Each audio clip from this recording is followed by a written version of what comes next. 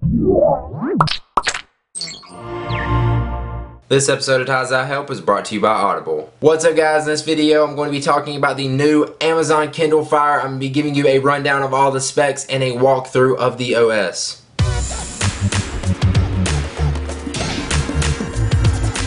Alright, so let's start off with the device itself and the specs. This thing is 7.5 inches long with a 7-inch multi-touch display. It has anti-reflective treatment. It's 1024 by 600 pixel resolution at 169 pixels per inch. And this thing only weighs 14.6 ounces. This thing has 8 gigabytes of internal storage. After everything's installed, you kind of get around 6 gigabytes. And of course, you get Amazon's free cloud storage. Now here on the bottom of it, you have a very awkwardly placed power button right here. I don't know why they put it on the bottom, but they did. Right beside that is the micro USB charging port and the 3.5mm headphone jack. And on top they have the 2 speakers, which is kind of backwards from all the other devices we've seen. And now let's give you an overview of the OS itself, starting by hitting the awkwardly placed power button. Here on the lock screen you have a wallpaper that changes constantly. You got the time, the date, and then you basically just swipe to the left to unlock. Now here is the home screen of your Amazon Kindle Fire.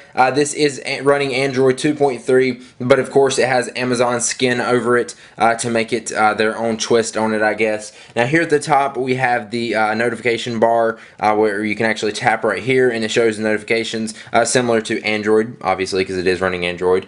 Let's tap home. You also got the time up here and then the settings along with the power and Wi-Fi signals over there. So if you tap this, you can actually lock it because this does have an accelerometer. So if you lock it, it's just like on the iPad where if you turned it, it won't turn if you lock it. So that way if you're laying in bed or something like that, you don't want your screen to be turning. There's also the volume button where you can actually control that, the brightness, the Wi-Fi, the sync, which will actually just sync up your device, and then you can tap more, and they've got tons of other settings in there. You can see your Amazon account, you can change your sounds, your display, your security applications, where you can actually go in here and force quit some of the applications, stuff like that, basic Android stuff. So that's a quick little rundown of the settings. Now here on the home screen, at the very top you see that we have a search bar. That's where you can basically search anything. You can search on your library, which is anything on your device itself, and the web. Now here's the keyboard. You see this is basically the standard Android keyboard, but I don't know, I kind of do like this. It's kind of their own skin over it, and I kind of like this keyboard, and I like typing on this 7-inch tablet from what I've seen so far. The only thing I do hate, because I'm used to the iPhone and iPad's keyboard, is the back button is not in the same place because I keep hitting the letter P, but that's not its fault, I guess. So there's the search. Now here at the top you have different categories of stuff. You got your newsstand, where actually all your magazines and everything are going to be. You can go organize these by cloud or device. So these are the ones that are actually just stored on your device and then in the cloud. Let's go to store, which is over there in the top right. That's where you can buy all the magazines and subscribe to them. If I tap on one of these, you can see that you can subscribe to it. You can buy the current issue for only 75 cents or just subscribe to it. Anyways, that's the magazine store. Pretty cool newsstand if you want to use that. So next is books. They also have this. This is on the cloud, or you can store these on your device in case you're not near a Wi-Fi network. And then again, up here in the top right corner, you got store where you can tap, and you can actually get a choice of any book that Amazon sells. So they got, of course, hundreds of thousands of books in here for you to choose from. That's what Amazon's known for with their Kindles. So obviously this is going to be good. Now, I'm not sure if you guys would want to read on this if you're used to reading on a Kindle, because this is a regular display. So it's not like going to be the e-ink technology. So if you can't sit there and stare at this for a long time, that may not work for you. Next is music.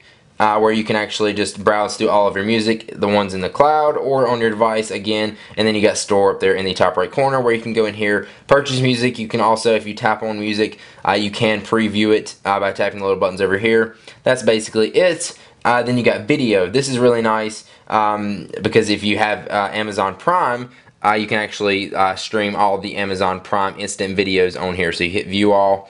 If you are a Prime member, and you can watch all their free stuff that they have, organize it by TV, movies. You can also go in and add it by, or search it by category, action and adventure, comedy. If you want to, you can tap on these and you can play them. You can also rent movies from here, just from the regular Amazon store, also TV shows. So that's pretty cool if you want to do that. And that's pretty much the Videos app. Here at the bottom, I didn't mention this, but you got the home button on every page. That's how you can get back to the home screen no matter where you are. You got a back button, and then you've got this where you can have different little settings for each app depending on what you're in. Also, you got docs where you can actually organize and look at your documents here.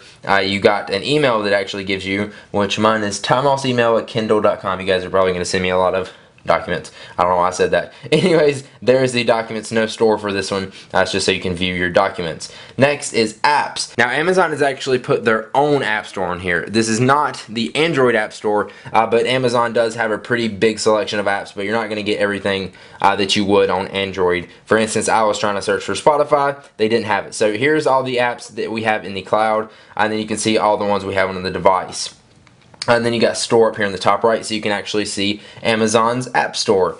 They do have paid and free. They got different categories here for you. So if you want to look at news apps, or you want to look at games, they got that. So let me go back into this, go back into the store. So they got games. I tried Angry Birds on it. It played just fine. I know a lot of people were saying it looked like it was choppy in my first video and the unboxing and first impressions.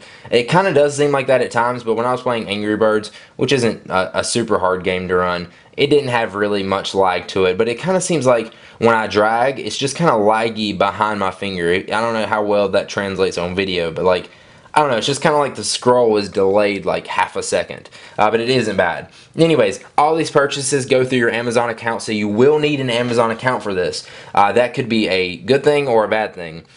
This is highly integrated with Amazon Prime, so if you're not a Prime member, or you got one of these for your kid, it's not going to be that good, because, I mean, I know other devices connect to your, like, iTunes account or anything like that, but, I don't know, like, if you don't have Amazon Prime, you're not going to get access to a lot of stuff. So yeah, the Amazon App Store does have a lot of apps, but it's not really anything compared to the Android App Store. And then of course you got web. Now here they're actually supposed to have a new technology called Silk, which is supposed to make your web pages load faster and kind of take out all the crap you don't want because I don't know, it just does it on their servers, so it's supposed to be faster.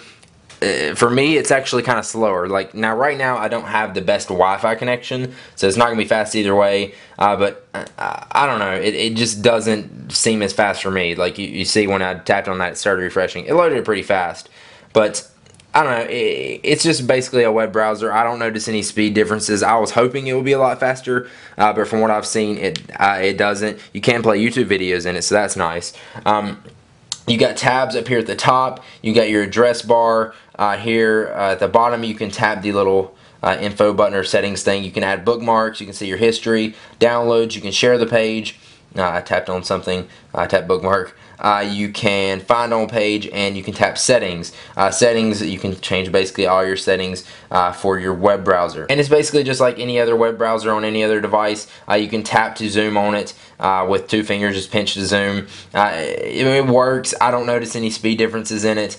It does look nice. I kind of do like the layout of it, but sometimes I don't know if it's the device itself, but like when I'm just tapping up here, sometimes it doesn't work. Like right there, I was trying to tap the other tab. Like sometimes it's just a little bit delayed. I don't know what it is. Maybe it's not the browser. Maybe it's just the Kindle, and maybe it's just because a ton of people are using the Kindle Fire right now, and it's taking a hit on their servers. We'll see in a week or so after everybody isn't using this thing all at once. So there you go. There is your main categories of apps. Now the home screen is a little bit confusing. I don't really know what to call this section right here, but basically it's whatever you've opened up recently. Now, if you open up a web page, like for example, I just went to ESPN.com just a minute ago, and that was up here until I added it to my favorites. But basically, this is your recent stuff. So let's say you went to a porn website, it's going to load up here. Not to say that I would do that. I would not do that. But it's going to load up here. I can't figure out how to remove these. If you tap on any of these, basically just ask you, or if you tap and hold down, it asks you if you want to add these to your favorites. I don't know what happened right there, but my tablet just like refreshed. So it only asks you to add to your favorites. I haven't figured out how to remove any of these, so I don't know why they have it like this. Now, one thing I don't like is that some of these icons are kind of like bigger than the other ones. Sometimes, actually, just a minute ago, these look pixelated. Maybe that was why it refreshed to fix that. But I don't like that these are different sizes. So that's basically your recent things.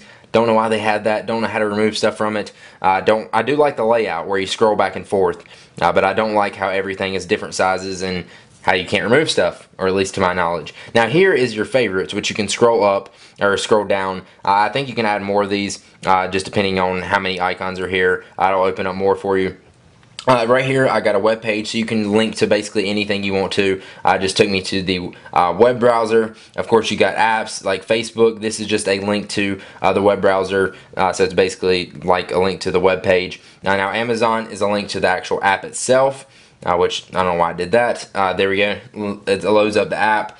So some of these are web apps. Some of these you can make web pages to go actually to a web page, or some of these are links to a web page. So yeah, like I like the layout of it, like how the layout works, scrolling from side to side and stuff, and having your favorites down here. I just don't like the look of it. I don't like that some icons are bigger than others. As you see, the Evernote icon right here has white around it, so I don't know, they need to do some touch-ups there, but other than that, the layout is good on the home screen, but just needs to make a few changes to make the overall appearance of it look better. And I'm going to open up one game for you, and that is Angry Birds, which seems to play okay for me. It is kind of like, as you see, and I just tapped that, and it took like 2 seconds for it to respawn. Don't know why that is, but I hope they get that fixed. So I'm going to turn this sideways, and I'm going to tap here. So there you go, there's the audio. That's what I was hoping was going to work. As you see, or you can hear, the speakers are pretty good on this thing. Now one thing I hate when I'm holding it in my hand, I kind of cover those up, but it still does sound good even when I'm covering up the speakers. So that's one thing I notice is good on this thing. Let me mute this so I can actually talk. So the game works pretty good. As far as loading times, right when I tap, there's kind of like just a lag in everything when I tap it. And then there's also a problem I ran into. You see that I'm just doing a regular tap, but it thinks I'm trying to scroll. So you got to do a quick little tap, and I can't even tell if it's tapping on it because it's not loading. There we go. It's doing the same thing here. So they need some improvements as far as the touch and just the lag in the whole device itself. But overall, when you're playing the game, it seemed to work pretty good for me. Watch this. I was about to say. Anyways, so there's Angry Birds. You can play a ton of games from the Amazon App Store. And again, like I was telling you before, in any app, you'll have this little bar down here that you can scroll up if it's not already there. And you can go home. You can hit here to go to the settings. And that's pretty much it. And then also search.